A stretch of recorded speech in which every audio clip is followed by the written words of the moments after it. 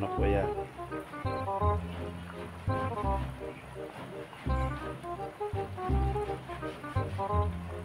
So, babalik ka rin na natin dahil medyo sunog na yung ilalim.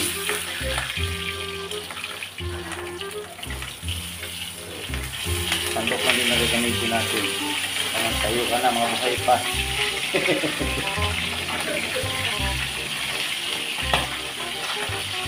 Putok-putok pa mga ito.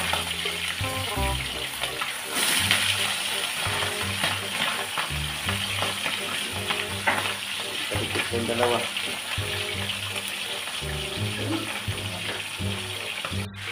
So yun yung pangalawang sala natin. Dalawa ito. Tapos kaya lilinisan natin itong ating gulay. Saluyon, laro ng kamuti, saka alugbati. Kaya itong gabi, ito lang yung ating likado. Yung dalawa lang, kasi meron tayong pwedeng gawin ang gagawin ng lasa. So, umpisa natin ang paglilinis ng ating gulay. Let's go! Ito ay ano na natin, Ganda lang ang simple.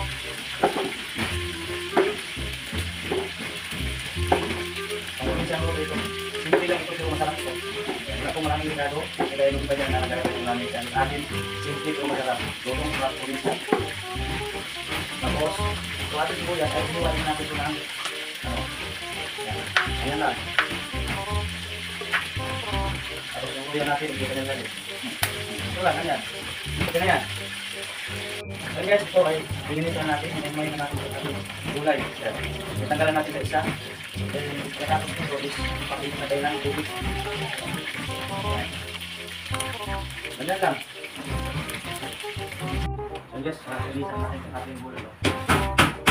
Para isasama na natin. Napapagawa na tayo ng tubig yan.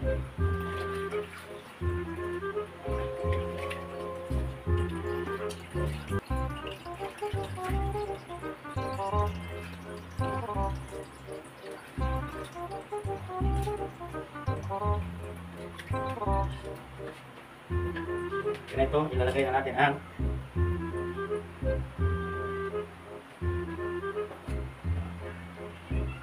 sibuyas.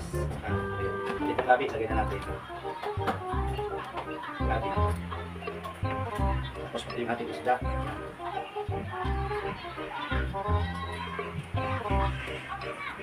Ayan, tatakpan natin.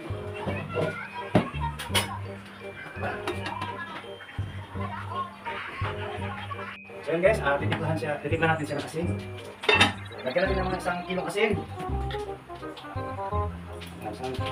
Isang kilong asin yan, Yan. Para masarap. Tapos bitsin, isang kalahating kilo.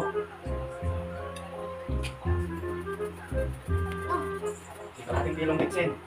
Yan, Mamaya na natin ilagay yung gulay.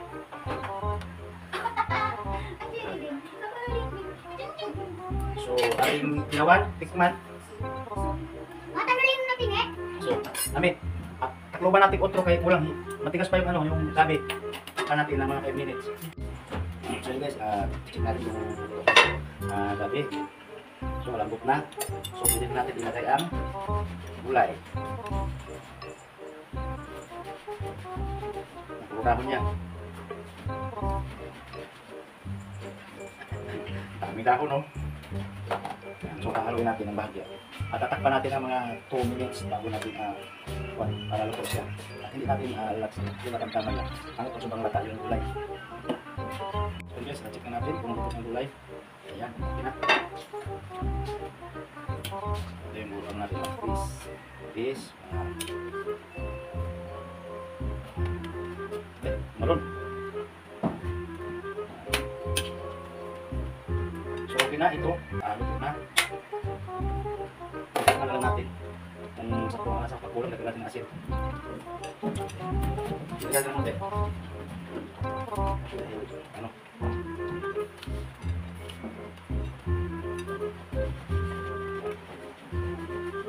So okay na yan, luto na yan.